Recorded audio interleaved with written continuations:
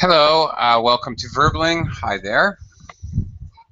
I'm Teacher Oakley, and once again, it's Saturday, at least in my part of the world it is, and it's time for famous quotes. And today, uh, very interesting, I think we have a very interesting subject. We're going to be talking about Mustafa Kemal Ataturk. I'm very curious if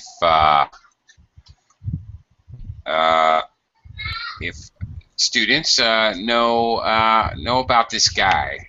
I know some of you from a certain country certainly will, but I'm wondering how world famous is this gentleman. Hello, Hello. Anatoly. How are you?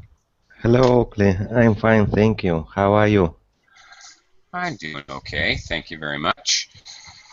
Uh, Welcome to the class. It's Saturday Thank again. you. Yes, Saturday. Yeah. Okay. Uh, Now, our subject today, we're going to be looking at some of his quotes. They're pretty pointed and to the point, not a whole lot of symbolism or metaphor here in his quotes to sort of dissect. Fairly kind of, actually, a relatively direct speaker. More about kind of his expressing his opinions, which he absolutely had no fear of doing. Are you familiar, Anatoly, with Mustafa Kemal Ataturk? Are you familiar with Ataturk? When I visited Turkey, I saw his statues. Oh, yeah, exactly. Bingo. I'm sure you did. Of course, extremely famous in Turkey, basically. Right, basically known as the founder of the Republic of Turkey. Really, father of the Turks. Uh, yeah, basically he's the first president of Turkey, father of the country. Sort of okay. In the United States, we consider George Washington as the first president and father of the country, but actually, Ataturk the same thing, but for the country Turkey. And I think actually he was a lot smarter than George Washington. Personal opinion, of course. I don't think George Washington was very bright, but okay. As always in a quotes, famous quotes class, we're gonna students will read the quote. I will attempt to clarify any vocabulary or connotations or idiomatic meanings of phrases or words, and then the class will talk about the quotes. Again, Ataturk didn't use a whole lot of symbolism and metaphor in his speaking. He's quite direct, actually, boldly direct, I may even say. So we can talk about his opinions, and also another thing we can talk about in the class is talking about is relative to when he was around. He was a military officer in World War I. He led the Turkish national movement in the Turkish War of Independence, and basically he founded the idea. He cultivated the idea of Turkey as a secular state. He had everything to do with that, really. So also we can talk about it in relation to what he was trying to, his quotes in relation to what he was trying to accomplish, as well as when he was trying to do this. Okay, in the early part of the last century, actually after World War I. Hello, Ahmed. Welcome to the class. Ahmed? Hi.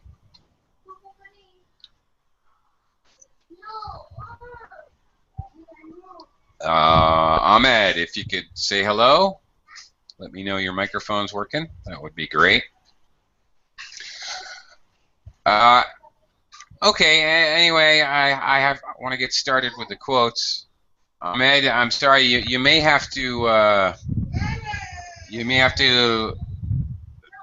leave the class and then come back because I can't hear you right now. Maybe a connection issue or something. So you may have to step out and then rejoin the class. You can always do that. Sometimes that works to enable the audio. Okay, hopefully he will come right back. All right, Anatoly. Mm-hmm. All right, first quote here. Unless a nation's life faces peril, war is murder. Mm-hmm. Okay. Yeah, and your pronunciation was correct the second time. Peril. Peril. Okay. All right. Okay. All right. Well, again, as I've mentioned, Ataturk is pretty direct as a speaker. Not a lot of flowery metaphor. He's right to the point. Okay. What is your belief? How do you think? What do you think of this statement? What is your opinion? I totally agree with his opinion, and military forces they need for defending own country, not for invasion, etc. And he explained it in the quote very brightly. Very directly. He doesn't really. He doesn't beat around the bush, Ataturk. Really doesn't. Ahmed. Come on, I've got my fingers crossed. Ahmed. Yeah, hello. Ah, yay! All right, very good, excellent. Ahmed, okay, reading this quote, do you agree with Ataturk in his pretty forthright position? Do you agree with this quote? Unless a nation's life faces peril, war is murder. What is the meaning of peril, please? Peril. Yeah. Okay. Peril means imminent danger. Peril is if your life is in peril, your life is in danger. Okay. Something that is perilous is very dangerous. In fact, dangerous to your life. Perilous is the adjective form. So he's saying that the nation's life itself is in peril, is in danger, meaning that the nation may no longer exist. So unless this is the case, war is murder. What do you think, Ahmed? I haven't got the meaning of this sentence. Mm-hmm. Okay. Well, a nation's life, I think, means, will this nation, a country, cease to exist? There will be no more of this country. Okay, unless the country's existence, its life, faces peril. It's looking at danger, the danger of not existing anymore. Unless that is the case, a nation, if it commits war, unless that is the case, war is murder. It is nothing more or nothing less than killing and murder. Does that help? Maybe if I wrong, please correct me. If a sentence means that is war is just murder, so no benefit from the war. That's right. Unless unless it's self-defense, unless the country is protecting itself from ending forever a Yeah, nation or a country. Yes, that's the idea. yeah, That's it. You got it. yeah. I think yes. If Okay. the country have to, if one country have to defend themselves, so they no other choice to go with war to defend Hmm. themselves. And Right. Okay. To defend themselves. yeah, Right. Okay. That's it. Yes, you got it. You understand. Okay. I'm gonna move on. There's some long quotes here, so we may have some vocabulary we need to talk about. Let me welcome Daniil. Hello, Daniil. Hi. Hello again. Hello again. And also Hussein. Hello, please. Hi, Hello. Hussein. Nice to see you Hi, again. Obi. Nice to see you too. Welcome to the class. Okay. Hussein, could you read this quote for us? Yep. Lasting peace is sought. It is essential to adopt international measures to improve the lot of the masses. The welfare of the entire human race must replace hunger and oppression. People of the world must be taught to give up envy, avarice, and rancor. Mm-hmm. Okay. Uh, all right. Do you understand all the vocabulary and/or phrases here? Is there any Yeah, phrases that are confusing for you? yeah, the last three ones. But I'm Okay. looking them up in the dictionary. All right. Envy, envious. Okay. To envy. It's like jealous. It's like jealous. That's right. If you're jealous because your neighbor has a nicer car than you have, you're envious. Yeah. Avarice. In a negative way. In a definitely negative way. Envy is not pretty. It's very ugly and it's very negative. Yes. Avarice is related to the word vice. Vices are, well, unhealthy or unproductive or, again, negative habits. Vices are drinking alcohol, smoking, womanizing, gambling, things of that nature are vices. So avarice is basically the general idea of pursuing personal pleasure rather than doing meaningful things with your life. Avarice and rancor. Rancor, well, anger, really. Stirring up trouble, making problems, stirring up trouble, stirring up hatred between people. Okay. All right. Well, okay. There's actually a lot to talk about. Okay. First of all, let's take it from the top. Lasting peace is sought. Okay, that's pretty straightforward. It is essential to adopt international measures to improve the lot of the masses. All right. Okay. Improve the lot. To improve the lot. Do you understand what that means, Hussein? Lot is like I don't know. I know it like a lot or Yeah. give a lot of masses. I Parking think lot. that's Okay. Improve the lot. Okay, this is a very kind of specific, sort of idiomatic meaning here. To improve the lot, the destiny, the future. yeah. Okay. Okay. It was his lot to be chosen as a sacrifice. It was his destiny. It was his lot in life to work on a farm. Okay. It was his destiny in life. All right.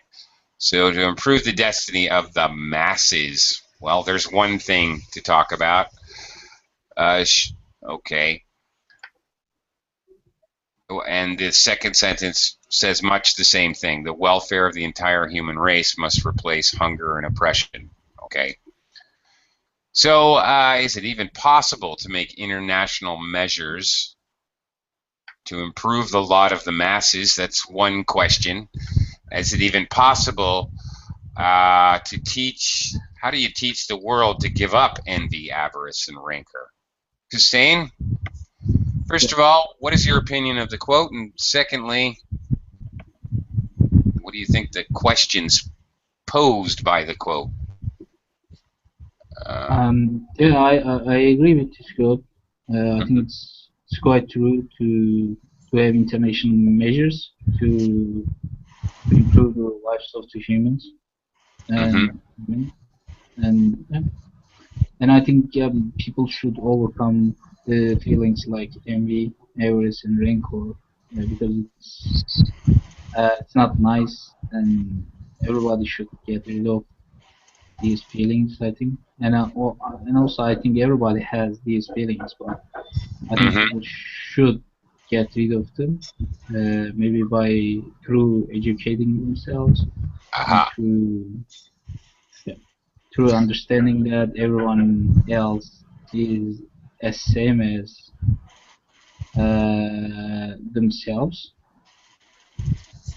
Okay. All right. All right. Now, that's very good, and that's okay. The direction that I wanted to go here. Okay. So you agree with it. All right. But what can we do? Let me go to Daniil. Daniil? Yes. First of all, do you agree with the quote? Yes or no, or partly? And secondly, I want to ask you, how can we adopt international measures to improve the lot of the masses? Do we do this? The United Nations? Do we do this? Are we doing this now? Can we do more? What can we do? What do you think about that? Excuse me, I can't understand all the text and Uh-huh. listen to adopt international measures. To make international laws to help people, to improve the future of people. Okay. Actually, let's talk about this a second. Reading comprehension. All right. Okay. A lot of times it helps to understand in reading where we have a lot of big words and a lot of words and so forth, to break things down to the very basic subject, verb, object parts of the sentence, okay, of each phrase. Peace is sought, okay. Peace is sought. Sought means looked for. Okay. It means peace. Peace is essential, is necessary. Okay. No, no, not peace. I'm sorry. It does not refer to peace. It being the vague it's important. Okay. All right. It is essential. Okay. To adopt, to start, to have international measures, laws to improve the lot. Okay. To improve the life, to improve the destiny of the masses of people. Of the masses means the general, regular, normal people, the working people, the everyday people. That's the idea. Uh, Okay. So he rephrasing it using simpler words helps a lot. Okay. So do you agree with that? Do you disagree? he want to say masses masses should to take experience from international people. I think he's saying that the world's countries should make laws considering the wealth, considering the entire human race, not just each country. I think that's his point. Okay, there should be laws that benefit all the world's people, not just each country make its own laws to benefit each country. All right, does that make more sense? Experience of human race, yes, to take Yeah. it for masses. Yeah. Or Okay, let me give you an example. All right, the Geneva Convention. Do you know what that is? no. Okay, the Geneva Convention is an international law which pretty much every country in the world agrees to together. And it says that you can't just kill prisoners in a war. You must take them prisoner, you must feed them, you must give them medical care. All right, you can't just rip their bodies apart as soon as you capture them. All right, that's an international measure, a law. It is made to improve for everyone who may be caught in. There are laws against just murdering everyone and anyone. It's okay, which of course would improve their future, I assume, because you don't really have a future when you're dead. Okay. The idea being the UN, example, should make laws that help all the people of the world, just to make it even more simple. Do you agree with that idea or disagree? Excuse me, help whom? For example, the United Nations is a group, an international group. They should help everyone. Let's make it even more simple. Do you agree with that or disagree? Yes, I agree because. Okay. That's it. Okay. Okay. Let me take it over to Anatoly. Okay. It's Anatoly. Ataturk says it's essential to adopt international measures. He wants to make laws. Do we do that, in your opinion? Have we done that? Could we do more of it? Do we need to do more of it? What is your idea about this?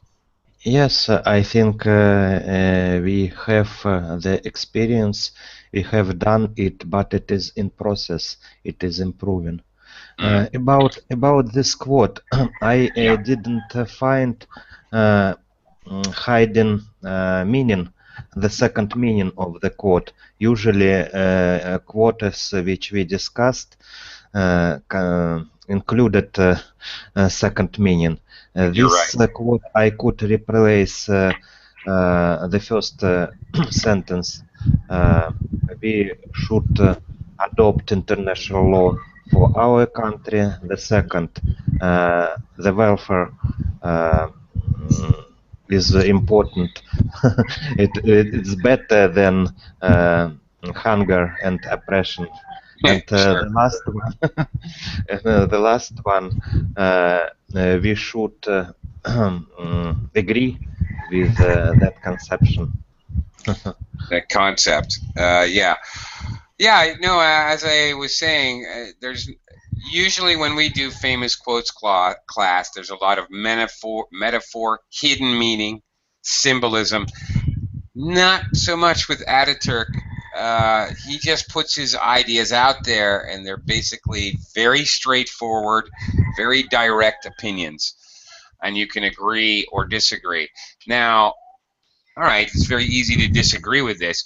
So, as a point of conversation, what I was trying to get you guys to discuss, is this even possible? Adopting international measures to improve the masses. Yes, we have the Geneva Convention, all right, to protect prisoners of war. But what other laws are there really that protect the masses? If there's a drought in Kenya, you know, what internationally agreed upon law is going to save their lives? Really? Nothing. Is it important to create such laws for such situations? That's where I was trying to get at. Is it even possible to teach people to give up envy, avarice, and rancor? Is that even possible? All right. Let's look at another one. Daniel, I'm going to go back to you here. Oh, excuse me. Must be envy our race. It's not good, I think. I think you're right. Yes, these are all very negative. Envy, avarice, rancor. Hate and envy, jealousy. Selfishly spending your time in indulging in pleasure just for the pleasure. It's avarice. All these are very negative. Right. Yeah. Okay, let's move on. Danielle, let's try a different thought. Everything we see in the world is the creative work of women. Okay. And it's women because it's plural. All right. Yes, women. Yes. Right. Okay. Well, a little more wide open with this quote. Well, what do you think, Danielle? He won't say women is very creative. Yes. Okay. Yeah, I agree with it because Uh-huh. women, I think, more how to say, more creative and more. I don't know how to say in English, but I agree with it. Yes. No. Okay. Well, there are some who say that women create and men destroy, but I mean that's one viewpoint some people have. Hussein, what do you think of this quote? I think not quite. Yeah. Is creative Okay. work of and maybe I think 50-50 women and Okay. men Of course, are men. also very creative. I think. Right. Okay. Danielle? Maybe. Whoops. Yeah, Go yeah. ahead, Hussein. Okay. Yeah, okay, it's okay. No, go ahead, Hussein. Yeah, you have another point. No. I just wanted to say that maybe he wanted to say like men are also a creative work of the woman, and if they do something, they it's the result of woman. They they owe it to woman. Okay. Have you ever heard the quote, behind every good man, there's a woman? Yep. In my native language, there's also a quote like this. Oh, really? Okay. Cool. Yep. We say this. Oh, okay. Interesting. Okay. I think that's maybe you've hit on something there. Maybe that's where he's going with this comment. Anatoly, any other observations about this quote? I understood that literally it is not true, but I tend to agree with this quote because when we are thinking about everything which is around us, we can remember how it started from born of the child and his or her education, and maybe he meant this idea. We are all men born of women, so to speak. And our mind was created also by mother, for example. Okay. All right. Education, the most important education points also were created by our women. Right. All right. Okay. I see your point. Okay. All right. Here's a quote. We can read quite a bit more into it. Okay. Anatoly, can you read this next quote here, please? Mankind is a single body, and each nation a part of that body. We must never say, "What does it matter to me if some part of the world is ailing?" If there is such an illness, we must concern ourselves with it as though we were having that illness. Okay. Obviously, this is metaphorical. He's making a direct analogy between the human body and mankind, right? I think that's fairly obvious, right? So, Anatoly, what do you think of this quote?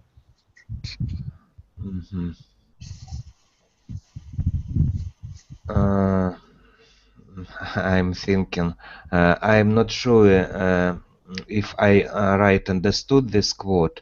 If in the world, for example, on the other part of the world, we have problem, we have war, should we concern about that problem? Because we are here, and that country which has a problem far away from us.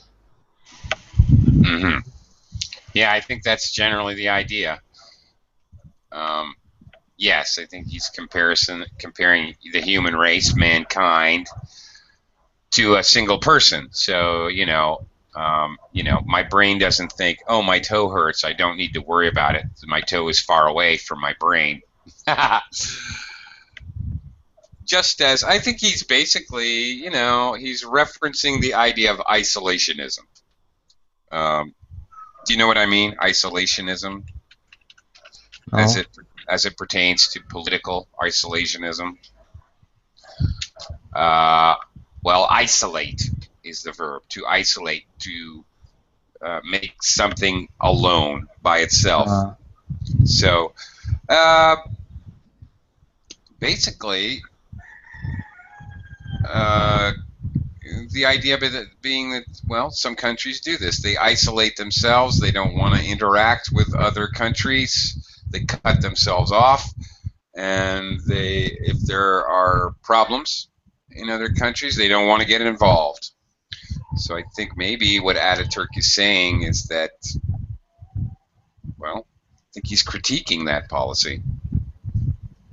I compared this quote with the first one, the first quote, and I put it in the real situation about, for example, American government, which concerned about countries which are located far away from that government, and I found controversial between them. For example, for the situation when US makes a deal in Iraq or Afghanistan. The first quote, it is bad. The last one, this quote, it is good. Okay. Okay. All right. The welfare of the human race must replace hunger and oppression. Okay. Yeah. All right. Well, let's see. What? Welcome to the class, Nader. First of all, hello, Nader. Hi, how are you? I'm okay. How are you? I'm great, Okay. thank you. I'll let you take a look at this and let it sink in a little bit. Daniil, what do you think of this quote here? I don't sure I understood correct, but he wants to say mankind is its illness. Yes. He's comparing mankind. Well, he actually says it. Mankind is a single body. He's saying this is called an analogy. All right. For example, if I say my heart is like a pump in a car, it pumps gas. Okay, it pumps the it pumps the fuel to make my body go, and my heart pumps blood, which keeps all of my parts of my body working. Okay, the heart is like a pump. Okay, mankind, all of humanity is like a single person, is what he's saying. All right, this is called an analogy. All right, so yeah, that's the idea. So each country is a part of the body. Okay, Spain is the big foot. Lithuania is the little toe. Russia is the shoulders. Okay, Iraq is the kneecaps. Whatever. That's the idea. So okay. All right. So what do you think of this quote? Oh, I'm sorry. It's difficult to understand for me. Okay. I just keep silent. I don't know what is that correctly mean because of that I didn't say Okay. what I. Okay. Sorry. Yeah, it's okay. All right. If I can try to simplify it, okay. If all of humanity were a single person, and Iraq is my kneecap, but I am all of humanity. I'm 7 billion people, and Iraq is my kneecap. If my kneecap, the top of my knee hurts, should I ignore it and say, it's just my kneecap? Never mind. It's not my brain. I don't have to worry about it. It's only one small part of my body. Do I not care when I scratch my kneecap? Obviously, when you cut your knee, you probably do care. You probably put antiseptic on it. You probably try to take care of it, because if I ignore my kneecap and it gets infected, it can kill me. It can kill the whole body, just as the whole world, when there's a problem and things are very bad in one part of the world, this can infect. You can infect the whole body. The whole body can die. All of mankind, every one of us, could die from a small ailment in one part of the body. One small illness can kill us all. And maybe it's in some tiny little country. Maybe it's Ebola in Ghana, for example. Should we just ignore the fact that people are dying because it's not happening in our country? I think that's kind of the idea. Okay. Okay. All right. Hussein, what do you think of this quote? Yeah, I think it's quite true, Oakley, because if there is something going wrong, for example, in Iraq, it for sure it will affect the other parts of the world, like United States or other places of the world. And for example, in Africa, there are lots of people who are dying because of hunger, and it really affects the other countries as well. I think.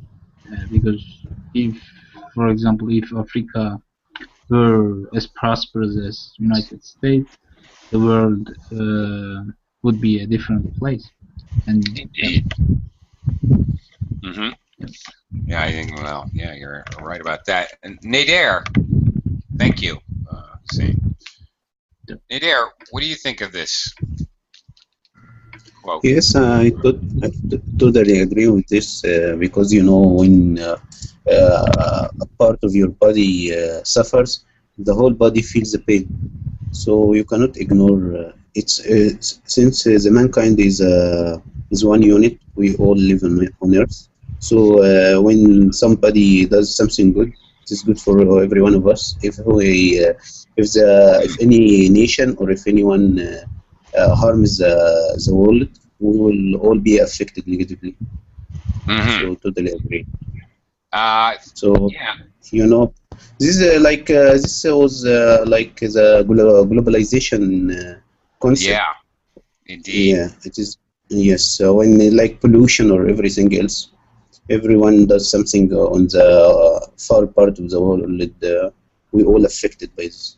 We cannot allow everyone to do whatever he likes, and we have to help everyone. So we'll get benefit from this. Okay, very good.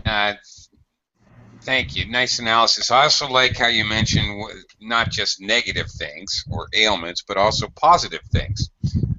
And I was waiting for somebody to mention globalization, frankly, because that now with the globalization and communication and travel, everything being so fast, that ailment, when there's an infection, when there's an illness, it spreads fast. Not like 100 years ago when it would take, you know, a decade to move across the continent. Now it takes 5 minutes. It seems like. Yeah, absolutely. And I think you can factor in many things here: war, pollution, actual physical illness. You know, like Ebola or whatever. And great inventions. Yeah. Great inventions, okay, is an example that benefits everyone. Positive. All right, so it goes both ways. It isn't all negative here. Okay, I like that observation. Thank you very much. Nader, this is an interesting quote. He likes to use analogy. Another analogy here. Anyway, can you read this for us? Yes, humankind is made up of two sexes. Women and men.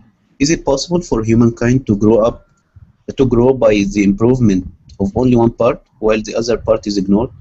Is it possible that if half of a mass is tied to Earth with chains that the other half can soar into skies? This is very direct, and it is very true.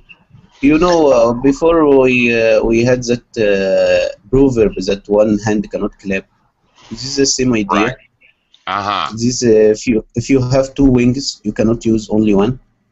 Right. Okay. So yes, this is very direct, and I totally agree with this as well. Yeah, Ataturk.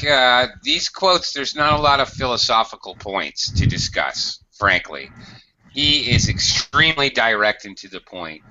Of anybody we have looked at quotes of so far, this gentleman is by far the most direct. He doesn't really couch things. He doesn't hide his ideas and talk around things. He is right to the point. Yeah, which actually, you know, as much as I enjoy philosophy discussions with you guys, I also really admire directness, like Ataturk uses. I'm just my personal opinion. I admire his approach, but again, that's just my opinion. Anatoly, what is your opinion about this quote? I'm thinking now why he was so respectable as a head of nation. Maybe one of the reasons for it because he cared about human and women's rights. And this quote demonstrated his opinion about it. I agree, of course. Right, and you're exactly right in thinking about the actual time period. This was not, by any means, this was not a common opinion at all. In Turkey, where he lived, certainly not, and even in Western society, this wasn't. The whole idea of equal rights between men and women was still in its very fledgling beginnings, in its infancy. He was a man ahead of his time, is how we say it in English. Yeah, this is not really a common popular idea at his time when he said this. Daniil.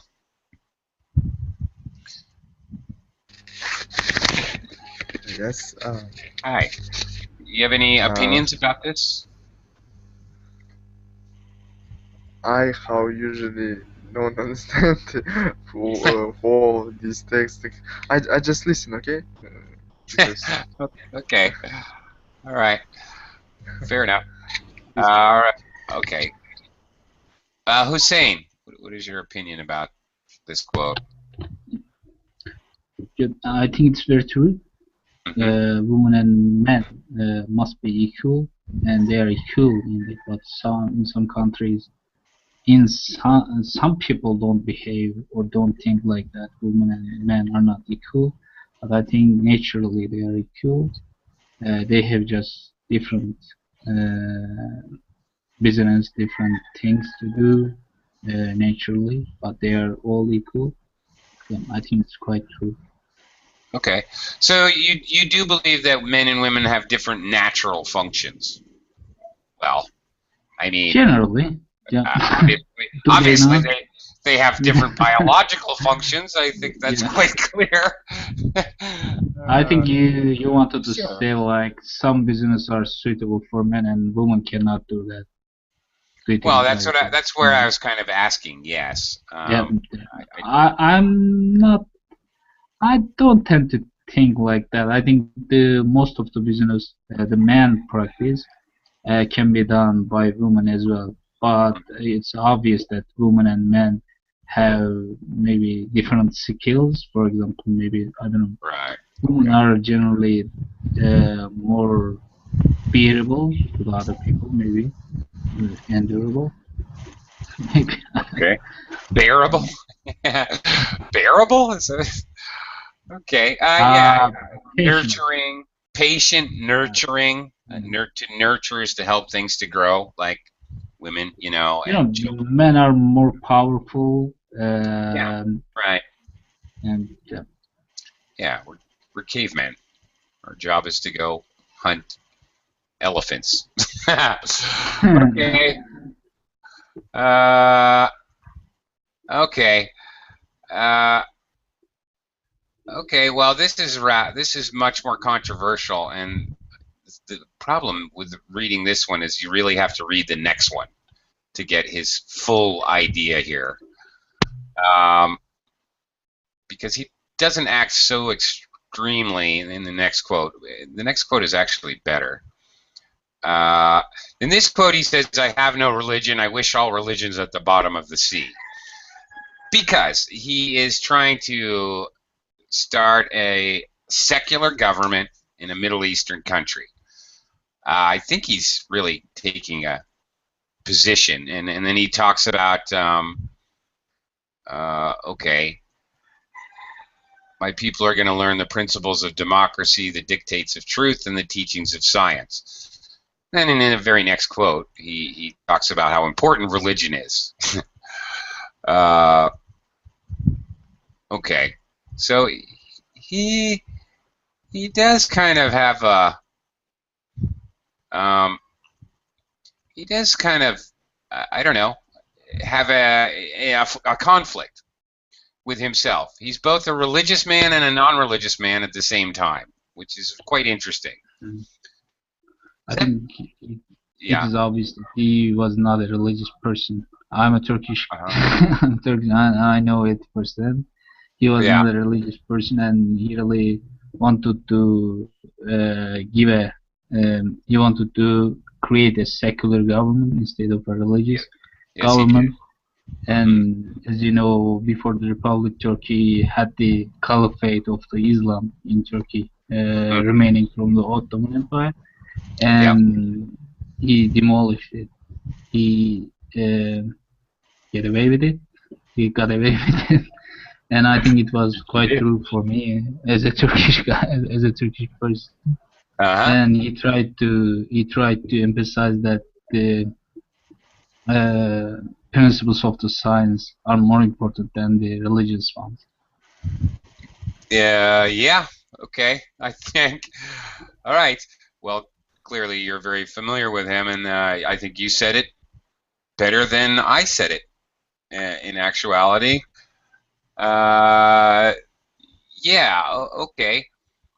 I think indeed that is exactly what he tried to do. Even when he does talk about religion, okay. He says religion is an important institution. A nation without religion cannot survive, yet it is also very important to note that religion is a link between Allah and the individual believer. So what is not often done by anyone in this world is to actually say it's okay to recognize that religion is between the individual and their God. It is not necessarily a mass behavior, right? Which is not really a popular viewpoint. He does somewhat rail against religious leaders, the brokerage of the pious. Ooh, the brokerage of the pious. I love that phrase. Cannot be permitted. In other words, religion's not about money. I'm Buying and sorry, I selling. need to go. What's that? I'm sorry, I need to go. Thank you. Okay, Daniel, we'll see you later. Thank you. See you later.